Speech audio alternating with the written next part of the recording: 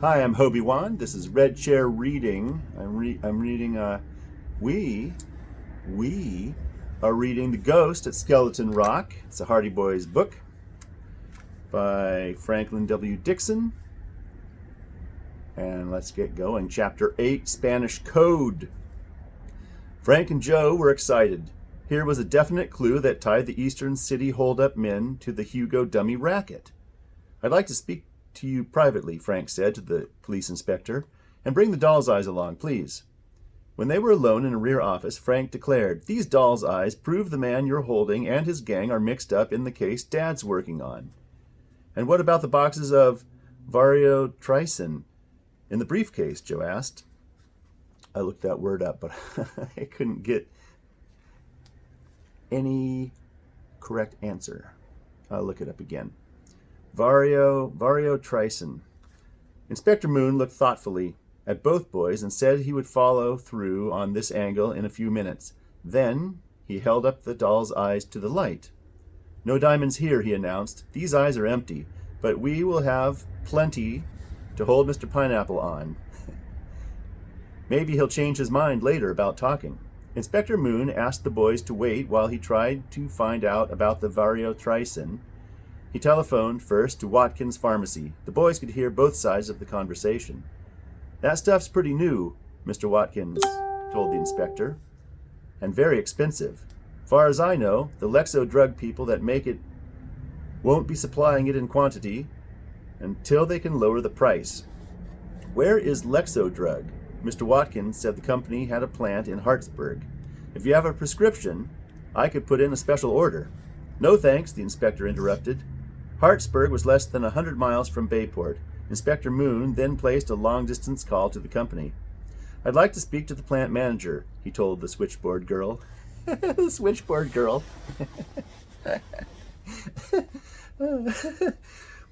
A man's gruff voice came on the line. "McCardle speaking." Inspector Moon introduced himself and said, "I'm calling to find out if any shipments of variotricin have been stolen recently." The plant manager asked with a sharp note of interest, "Who did they say you were?" "Inspector Moon of the Eastern City Police Department." Mr. McCardle cleared his throat, then said that a special messenger carrying a consignment of their new product had been attacked and robbed late the day before. "Where?" "Not far from here." "Have you contacted your local police?" Inspector Moon asked. "No.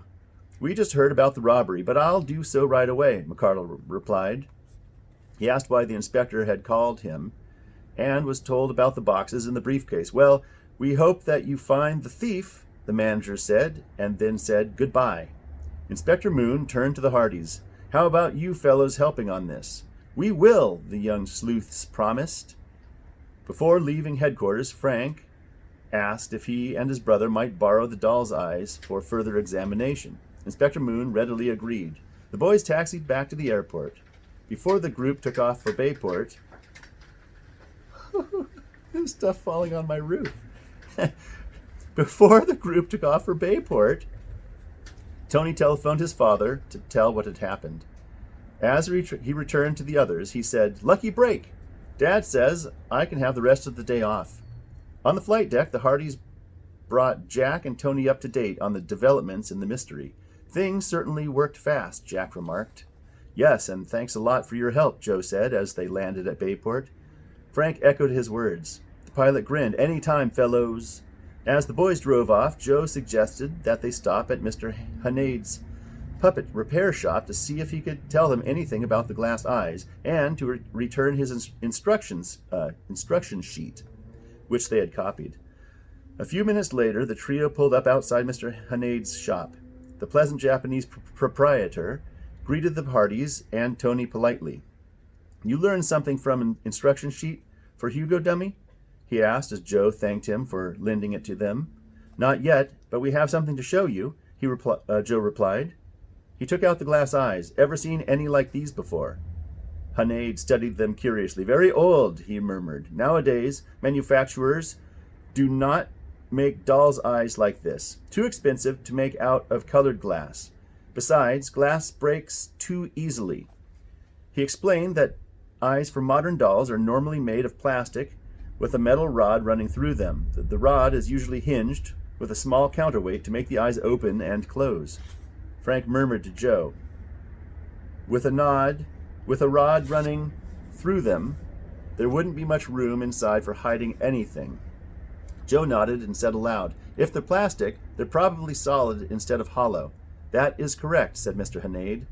Do your Hugo dummies have solid plastic eyes? Frank queried. Yes, modern merchandise, of course. Any idea where these glass eyes might have come from? Joe went on. Would be hard to say, most likely from some old-fashioned American dolls or puppets. One more question, said Frank. Where are the Hugo dummies made? Mexico, said Mr. Hanade. At once the boys thought of the prisoner who had a ticket to Mexico. The man went on. The dummies are fashioned of papier-mâché. The boys thanked him for his help and left. As they drove home, the group exchanged views on the mystery. I still can't figure out why those guys in Eastern City were so anxious to get their hands on that variotricin, Joe remarked. Maybe there's a connection between the drugs and the diamonds. And how about that pirate flag in Abdul's trailer? Tony reminded them. Where does that come in? Frank shrugged. You got me, pal. When they reached the Hardy home, Chet Morton was rocking himself in the glider on the front porch. Hey, watch it, boy. You want that thing to collapse? Joe called out laughingly. Where have you fellows been? Chet complained. I've been waiting here so long I'll bet I've missed my lunch. Frank sniffed the appetizing aroma of freshly baked cake that floated out through the open windows. Better come in and eat with us, Chet. The stout young teenager needed no urging. Soon all four boys were seated around the dining room table, and Mrs. Hardy and Aunt Gertrude, spooning up hearty servings of delicious onion soup and enjoying crusty French bread. How did things go, boys? Mrs. Hardy asked. After hearing all about the exciting adventures, both women gasped, and Aunt Gertrude said, I warned you. If you'd only pay attention to me, you wouldn't risk your lives that way. Mrs. Hardy looked troubled. Please be careful, she cautioned. After luncheon, the boys trooped upstairs to Frank and Joe's room. Once again, the young sleuths took out the 2 instruction sheets for the Hugo dummies and began to compare them. I'll read off the extra words included on Chet's sheet that are different, Frank, and you write them down, Joe suggested. Okay, shoot. Frank wrote the words in a column with the translation opposite each one. Cuerpo, body. Ahora, now. Bajo, low or under. Escena, stage, scene. Zapato, shoe. Ojo, eye. Necesitar, to want or need. Aquí, here. Número, number. What is it, a code? Asked Tony. Perhaps, said Frank. After a couple of minutes of trying various combinations, he added, I can't make any sense out of them. Let's try the first letters of each Spanish word reading down, suggested Joe. C-A-B-E-Z-O-N-A-N. The first word, cuerpo, said Tony, and the last word, número, both have capital letters. It's genius. Maybe that means the N should be separated from the rest. Frank wrote it down this way. Cabezona N. I believe you're right, he commented and consulted a Spanish dictionary. He read aloud. Cabezón, N-A, adjective. Big-headed, stubborn, noun. Collar of a shirt, opening in a garment, for the passage of the head.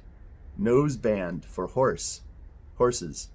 Doesn't make sense to me, said Frank, unless the code refers to the Hugo dummy's big head. That's it, Joe exclaimed. The instructions might point out that the diamonds were secreted in the dummy's head, and the N could stand for north, which is the position the dummy's eyes are located on its face. Excited, the boys warmed up their shortwave radio and beamed out a call over the Hardys' special frequency. They have a special frequency. Okay. After several minutes, Mr. Hardy answered. Fenton to Bayport. Can you read me? Sure, Dad. Sure can, Joe replied into the mic. We have some important news for you. Better not tell it now, Mr. Hardy warned hastily. Someone may be listening. Then tell us where to reach you and we'll send it in code by airmail, Joe told his father. I have a better idea, son. Suppose you and Frank fly down here to Puerto Rico and join me. I can use your help. Call Jack Wayne right away and make the arrangements. Chet and Tony had listened to the invitation with envy. Ask your dad if he can use us, said Chet. We could be a big help. It sure would be a lot of fun, Joe agreed. It's okay, bring your pals along. Mr. Hardy chuckled, having heard the whole conversation. At once, Chet and Tony dashed to the hall phone to call their parents. First, Chet received permission to take a vacation from his summer work on the farm. Then, Tony's father agreed to give him time off. The boys were jubilantly talking over their plans when the telephone rang sharply. It was Inspector Moon calling from Eastern City. "I have some bad news," he told Joe, who answered. "That prisoner you and your brother captured this morning has just escaped by overpowering a guard." "Escaped?" Joe echoed. "I thought I'd better warn you two," the officer said. "Thanks, Inspector. We'll be on our guard." Frank was gravely alarmed when he heard of the escape. "Now we're in real trouble," he pointed out. "That man will pass along word to the gang that we have valuable information and they may try to harm us." "Good night," Joe exclaimed. "If they come here while we're gone, Mother and Aunt Gertrude will be in danger. We'd better call Sam Radley and ask him to guard the house," Frank decided. Mr. Hardy's operative readily agreed not only to stand guard himself at night, but to provide around-the-clock protection for the Hardy home. A call to Jack Wayne brought the promise that Mr. Hardy's new 6-seater cabin plane would be fueled and ready for takeoff at 6 the next morning. "I'll be there at 5 to have everything in order," the pilot promised. At dawn, the brothers bounced out of bed, showered, dressed hastily, and had a great breakfast. Oh, a quick breakfast, anyway. "Now take your time and chew your food properly," Aunt Gertrude told them tartly. "I doubt that the island of Puerto Rico will sink out of sight before you get there in the next few hours." After goodbyes and warnings to be careful, the boys flung their suitcases into the convertible and drove off. They picked up Chet and Tony, then set off for the airport. It was a few minutes before 6, and shreds of morning mist still clung to the ground when they arrived at the airport. Jack Wayne was nowhere in sight. A line boy was refueling the blue and white Hardy plane at the gas pit. The young detectives asked him if he had seen Jack Wayne. "I did, just a little while ago," the line boy answered. "The last time I saw him, he was headed for Hangar B. He asked me if I'd like to help him tow your father's plane out and refuel it. When I went over to the hangar a few minutes later, Jack was nowhere around.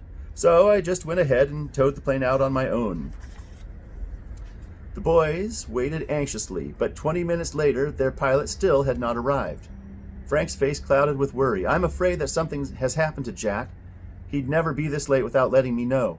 "Yes," said Joe. "It looks as if our enemies may have already started their newest attack." That is the end of chapter 8. And here's the part where I say click the button over there for the next chapter and click this button here to subscribe. All right, I'll see you in the next chapter. See you soon.